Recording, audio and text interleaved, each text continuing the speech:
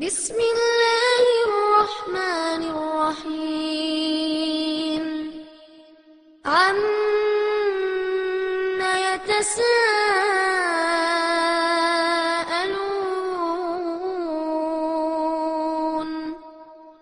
عن النبأ العظيم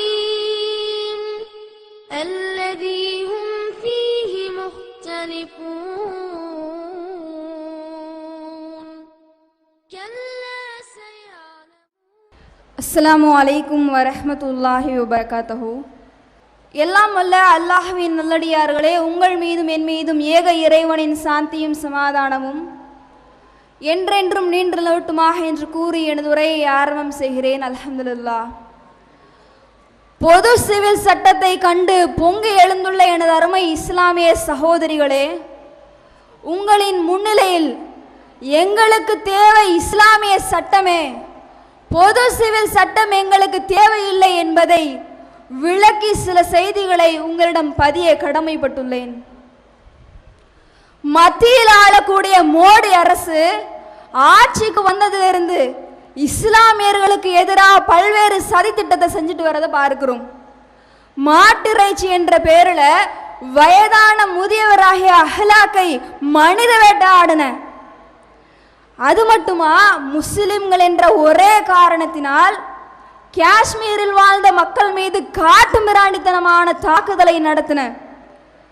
மேலும் தற்போது சில நாட்களுக்கு முன்னால போபால்ல விசாரணை கைதியாக இருந்த 8 பேர் மீது போலி என்கவுண்டர்ல சுட்டு தாக்கின. இப்படி அடுக்கடுக்கா பல அநியாயங்களை செய்து கொண்டிருக்கிற நீ, அயோக்கியத்தனமான வேலைகளை செய்யக்கூடிய நீ, இஸ்லாமிய பெண்களுடைய பாதுகாப்பு பேர்வையில நீ பேச வந்துட்டியா? இஸ்லாமிய பெண்களை பற்றி பேசுவதற்கு உனக்கு என்ன தகுதி இருக்கு? உனக்கு என்ன உரிமை இருக்கு? நாங்கள் அழுதோமா? எங்களுடைய இஸ்லாமிய சட்டம் எங்களை பாதிக்குது நாங்க சொன்னோமா? உலகிலேயே எங்களுடைய இஸ்லாமிய மார்க்கம் மட்டும்தான் இஸ்லாமிய பெண்களுக்கு முழுமையான உரிமையை கொடுக்குது. எந்த அளவுக்கு ஒரு தாயாக இருக்கட்டும், ஒரு மனைவியாக இருக்கட்டும், அதாவது பெண் என்ற சமூகத்திற்கு அழகான ஒரு கண்ணியத்தை கொடுக்குது இஸ்லாமிய மார்க்கம். ஆனால் நீ சொல்வதென்ன? முத்தலாக் என்ற பேரில் இஸ்லாமிய பெண்களை தலாக் என்ற சட்டம் பாதிக்குது நீ சொல்றியே. முதல்ல முத்தலாக் என்பது இஸ்லாமிய சட்டம் அல்ல, அதை தவறாக விளங்கி வைத்திருக்கிறார்கள். தலாக் என்றால் என்ன? விவாகரத்து. இந்த விவாகரத்துன்றது உன்னுடைய சமுதாயத்தில் இல்லையா? பொது சிவில் சட்டத்தில் இல்லையா? அல்லது இந்து மத சட்டத்தின் அடிப்படையில் இல்லையா? விவாகரத்து என்பது தவிர்க்க முடியாத ஒன்று மனிதனுக்கு மத்தியில். ஏன் சம்பந்தமில்லாத இருவரை கணவன் மனைவி என்று இணைக்கிறாங்க. 95% மக்கள் அதில் ஒத்து போய் வாழலாம். 5% பேட்டியாவது என்ன ஏற்படும்? ஒரு கணவன் மனைவியாக இருந்தால் சாதாரணமாக எல்லா குடும்பத்திலையும் சண்டைகள் ஏற்படத்தான் செய்யும். அப்ப அந்த இடத்த இருவருக்கு மத்தியில் மனக்கசப்பு ஏற்படும் போது அந்த இடத்தில் நல்ல முறையில் பிரிந்து செல்வதற்கு அழகான ஒரு சட்டமா தலாக்குடைய சட்டம் சொல்லுது. எடுப்பட தலாக்குன்னு சொல்லி ஒரே தடவை 300 தலாக்கு 3 லட்சம் தலாக்கு சொன்னோன்னு பிரிஞ்சிருவாங்கன்றது இஸ்லாமிய சட்டம் அல்ல. 3 அவகாசத்தை அழகான முறையில சொல்லுது இஸ்லாமிய மார்க்கம். எப்படி? உன்னுடைய மனைவியை உனக்கு பிடிக்கலையா? ஒன்று சொல்லி திருத்து, அல்லது உன்னுடைய படுக்கையை விட்டு தள்ளி திருத்து. அதற்கும் அவள் கட்டுப்படலையா? 2 குடும்பத்தை வைத்து பேசி திருத்து. இந்த நிபந்தனைகள் எல்லாம் முடித்த பிறகுதான் தலாக் என்ற வார்த்தை அங்க வருது. தலாக் என்ற சட்டத்தை அங்கே நடைமுறைப்படுத்துகிறார்கள். இந்த சட்டம் என்ன செய்யுது? இஸ்லாமிய பெண்களுக்கு பாதுகாப்பு கொடுக்குது. நீ சொல்றிய பொது சிவில் சட்டம், இந்த பொது சிவில் சட்டம் வந்தால் விவாகரத்துன்றது ஒண்ணு. இஸ்லாமிய பெண்கள் மத்தியில நாங்கள் கோர்ட் வாசல்ல, நீதிமன்ற வாசல்ல போய் நாங்க நின்னோம்னா 3 மாசத்துல முடியக்கூடிய விஷயத்த அந்த மனுவை பார்க்கறதுக்கே நீ வருட கணக்கு தீர்ப்ப. வாய்தா வாய்தா என்ற பேரில் பல்வேறு கணக்கு ஓடும். 1 ஆண்டு 10 வருஷம் ஆகும். 10 வருஷம் என்பது பல ஆயிரக்கணக்கான வருடம் ஆகும் எல்லா ஊருடைய சட்டத்திலேயே. பல தீர்ப்புகளை பார்க்குறோம். 70 வருஷத்துக்கு மேலே தீர்ப்பு கொடுத்துருக்கான். 70 வருஷத்துக்கு மேலே விவாகரத்துக்கு தீர்ப்பு வாங்கினா மறுமணம் செய்ய முடியுமா? இல்லை அவங்களுடைய வாழ்க்கை நிலை என்னவாக இருக்கும்? அப்பொழுது பொது சிவில் சட்டம் கொண்டு வரப்பட்டா இந்த அளவிற்கு கேவலமான நிலையில் விவாகரத்து போச்சுன்னா இஸ்லாமியருடைய வாழ்க்கை எந்த அளவுக்கு ஏற்படும் தெரியுமா? கேவலமான நிலை. ஒரு ஆண் தன்னுடைய மனைவியை விட்டு பிரிவதற்கான ஒரு சட்டம் தான் இந்த விவாகரத்து. இதை தாமதப்படுத்தினா அவன் வைப்பாட்டியின் ஒரு அசிங்கமான ஒரு பேரவையில் சின்ன வீடு வச்சுக்குவான், அடிச்சு உரைச்சு பெண்ணை துன்புறுத்துவான். நல்ல பொம்பளையா இருந்தா கூட அவளை நடத்த கெட்டவனை சொல்லி அசிங்கப்படுத்துவான். மேலும் என்ன, நல்லவளா இருந்தாலும் பைத்தியக்காரன். ஏன்னா ஒரு காரணம் வேணும்ல. என்ன காரணத்தை சொல்றது? அவள் ஒரு பைத்தியக்காரி. இது மட்டுமா? இதற்கு மேல் என்ன, அந்த இடத்தில் கணவன் மனைவிக்கு மத்தியில் மனக்கசப்பு ஏற்பட்டு பிரிவதற்கு வழி இல்லாமல் என்ன செய்வான்? கட்டுன பொண்டாட்டியை தீய வச்சு கொளுத்திடுவான். கொளுத்திட்டு என்ன, தற்கொலை விபத்து பார்க்கிறோமா இல்லையா? அப்ப இப்படிப்பட்ட கேவலமான ஒரு அவல நிலை இஸ்லாமிய பெண்களுக்கு வேண்டுமா? அப்ப எவ்வளோ பெரிய ஒரு விஷயத்த, விஷமத்தனமான சட்டத்திட்டத்தை நீ பெண் உரிமை என்ற பெயரில் திணிக்க பார்க்கிற. ஆனால் எங்களுடைய இஸ்லாமிய சட்டம் அழகிய முறையை சொல்லுது. எந்த அளவுக்கு? பெண்ணுக்கு விவாகரத்து உரிமை குலா என்ற சட்டத்தின் அடிப்படையில். சாபித் பின் கைஸ் என்று சொல்லக்கூடிய ஒரு சஹாபி, அவர்களுடைய மனைவி அல்லாஹ்வின் தூதர்கிட்ட வந்து சொல்றாங்க, இறை தூதரே, என்னுடைய கணவருடைய நன்னடத்தை குறித்தோ நற்குணத்தை குறிச்சோ நான் என்ன செய்ய மாட்டேன், குறை சொல்ல மாட்டேன். இருந்தாலும் அவரோடு வாழ்வதற்கு எனக்கு விருப்பம் இல்லைன்றாங்க. அப்பொழுது இறை தூதர் அப்பெண்ணை கட்டாயப்படுத்தல, அவரோடு வாழ்ந்துதான் ஆக வேண்டும் என்று கட்டளையிடல. நீ அவரை விட்டு பிரியணுமா, அவரிடமிருந்து எதை மனக்கொடையாக வாங்கினாயோ அதை திரும்ப கொடுத்து விட்டு நல்ல முறையில் பிரிந்து செல்றாங்க. எப்படி ஒரு பெண் விரும்பினால், ஏன்னா எடுத்த எடுப்புல எந்த பொம்பளையும் கணவரை வேணான்னு சொல்ல மாட்டா, சொல்றான்னா அதுக்கு ஒரு காரணம் இருக்கும். அப்ப அதனால தான் இஸ்லாமிய மார்க்கம் அழகான முறையில பெண்ணுக்கு விவாகரத்து உரிமையை கொடுக்குது. 21ஆம் நூற்றாண்டு நடக்குது, இப்பொழுது இப்படிப்பட்ட உரிமையை கொடுக்க முடியுமா? நீ பொது சிவில் சட்டம் கொண்டு வரணும்னு நினைக்கிறியே, உன்னுடைய பொது சிவில் சட்டத்தில் இப்படி ஒரு நிலைமை எங்களுக்கு கிடைக்குமா? என்ன நிலை? இழிநிலை தான் ஏற்படும். எங்களை இந்த நீதிமன்றத்தின் வாசல்ல ஆண்டு கணக்கில் அலைய விடுறது அவனுடைய எண்ணமே தவிர பெண்கள் மீது எந்த ஒரு அன்பான ஒரு எண்ணம்லாம் கிடையாது. மேலும் என்ன, எங்களுடைய இஸ்லாம் எங்களை கண்ணியப்படுத்துது எல்லா வகையிலும். ஒரு குடும்ப பிரச்சனையா எங்களுடைய ஜமாத்தினரை வைத்து நாங்கள் பேசி தீர்த்து கொள்வோம். ஆனால் நீ என்ன பண்ணுவ, நீதிமன்றத்தில் வர வச்சு குறுக்கு விசாரணைன்ற பேர்ல பல கேள்விகளை கேட்டு குடும்ப ரகசியங்களை வெளிப்படுத்தி எங்களை கூணி குறிக்க வைப்ப. அப்ப இந்த ஒரு அவலநிலை எங்களுக்கு தேவையா? அழகான ஒரு கண்ணிய முறையில் எங்களுடைய வாழ்க்கை முடிஞ்சு போயிடும். ஏற்கனவே ஒரு டிவி சேனல்ல சொல்வதெல்லாம் உண்மை செய்வதெல்லாம் பித்தலாட்டம்ன்ற கதையா ஒரு நிகழ்ச்சியை போட்டு அடுத்தவனுடைய மான மரியாதையை காத்துல பறக்க விட்டு அதனால பலர் தற்கொலை செய்து கொள்கிறார்களே, இந்த நிலை எங்களுக்கு தேவையில்லை. இப்ப இவ்வளோ ஒரு கண்ணியமானவர்களுடைய இஸ்லாமிய சட்டம் சொல்லுது, இந்த இஸ்லாமிய சட்டத்துல கையை வச்சு பெண்களுடைய உரிமையை பறிப்பதற்கு நீ திட்டமிடுற, உன்னுடைய திட்டம் ஒரு காலம் நடைமுறைக்கு வராது, நடைமுறைப்படுத்தவும் விட மாட்டோம் நாங்கள்.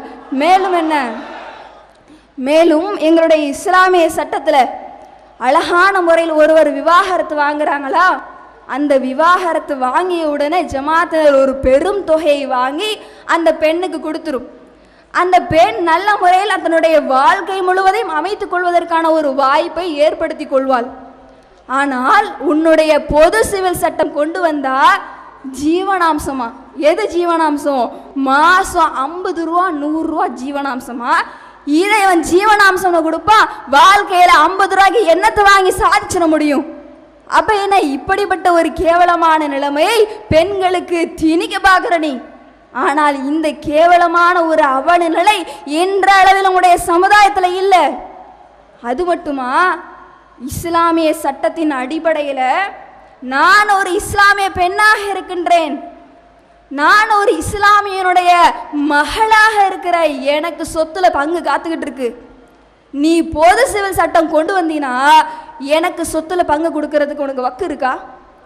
நான் இஸ்லாமிய பெண்ணுடைய ஒரு தாயாக இருக்கேன், எனக்கு இஸ்லாத்துல இப்ப சொத்துல உரிமை இருக்கு. நீ பொது சிவில் சட்டம் கொண்டு வரணும்னு துடிக்கிறியே, இப்படி கொண்டு வந்தால் இப்படிப்பட்ட ஒரு சொத்துரிமை உனக்கு கொடுக்கறதுக்கு அருகதை இருக்கின்றதா? நான் இஸ்லாமிய பெண் என்ற அடிப்படையில் ஒருவருக்கு சகோதரியாகவும் மனைவியாகவும் இருக்கேன்.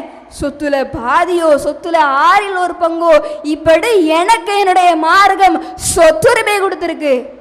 உனக்கு கொடுக்க வக்கு இருக்கா? இப்படி அழகான முறையில் எங்களுடைய இஸ்லாமிய மார்க்கம் முழுக்க முழுக்க ஒரு திருமணமாக இருக்கட்டும், விவாகரத்தாக இருக்கட்டும், ஜீவனாம்சமாக இருக்கட்டும், சொத்துரிமையாக இருக்கட்டும், அழகான ஒரு வகையில் இஸ்லாமிய பெண்களுடைய உணர்வுகளை புரிந்து கொண்டு முழுதான உரிமையை கொடுத்துருக்கு.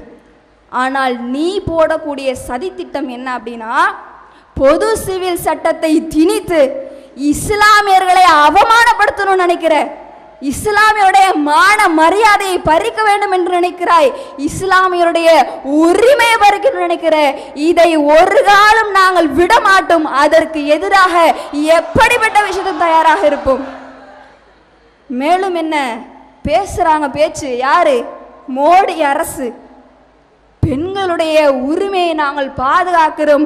கட்டிய மனைவியை வீதியில நிறுத்தி அணைய செஞ்ச மோடிக்கு திடீர்னு பெண்கள் மீது கரிசனம் வந்து விட்டுதான். பெண்களுடைய பாதுகாப்பை பத்தி பேசுறாங்களாம். அப்படி என்ன ஒரு திடீர் கரிசனம்? இந்த கரிசனம் எப்போ இருந்திருக்கணும்? எங்களுடைய சகோதரிகள் கொல்லப்பட்டார்களே குஜராத்திலும் முசாபர் நகரிலும், கற்பழிக்கப்பட்டு கொலை செய்யப்பட்டார்களே, கர்ப்பிணி பெண்ணு கூட பார்க்காம வயிற்றில் இருக்கக்கூடிய சிசுவை கிழித்து பெட்ரோல் ஊத்தி எரிச்சியே, அப்போ எங்க போச்சு உங்க கரிசனம்? இஸ்ரத் ஜஹான் என்ற பெண்ணை போலி என்கவுண்டர்ல சுட்டு தள்ளின.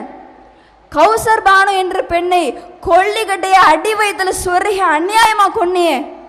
அது மட்டுமா, மும்பை கலவரத்துல இஸ்லாமிய பெண்ணுடைய மார்பகத்தை அறுத்து நாய்க்கு தூக்கி வீசி வீடியோ எடுத்து ரசிச்சியே, இதுதான் அவனுடைய கரிசனமா?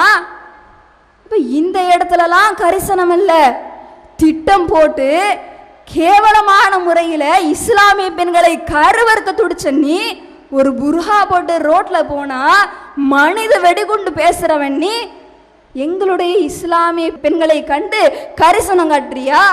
பாவப்படுறியா? நீ பாவப்படுவதற்கு ஒன்றும் எங்களுக்கு உன்னுடைய பாவமோ உன்னுடைய கரிசனமோ உன்னுடைய அன்போ எங்களுக்கு தேவையில்லை. இஸ்லாமியர்களுக்கு எதிராக இவ்வளவு நாச வேலைகளை செய்ய ஆண்டு 14 ஆயிருச்சு. இன்றளவில் உன்னுடைய உள்ளத்திலே துளைத்து கொண்டிருக்கிறது உன்னுடைய செய்கைகள் செயல்கள் எல்லாம். இப்படி எங்களை இஸ்லாமிய பெண்களை காயப்படுத்திட்டு இஸ்லாமிய பெண்களுக்கு நீ கரிசனம் காட்டுற பாதுகாப்பை நாங்க தரோம், இஸ்லாம் வந்து பெண்ணுடைய உரிமையை பறிக்குதுன்றதுக்கு நீ சொல்றியே, உனக்கு என்ன அருகதை இருக்கு சொல்றதுக்கு? இஸ்லாமியர்களுக்கு எதிராக பல்வேறு நாடகங்களை நீ போடுறிய, உன்னுடைய நாடகங்களை நாங்கள் நம்ப வேண்டுமா? உன்னுடைய நாடகங்களை நம்புவதற்கு, உன்னுடைய போலித்தனமான புலம்பல்களையும் பொய்யான நாடகத்தையும் நம்புவதற்கு நாங்கள் ஒன்று மடையர் கூட்டம் அல்ல.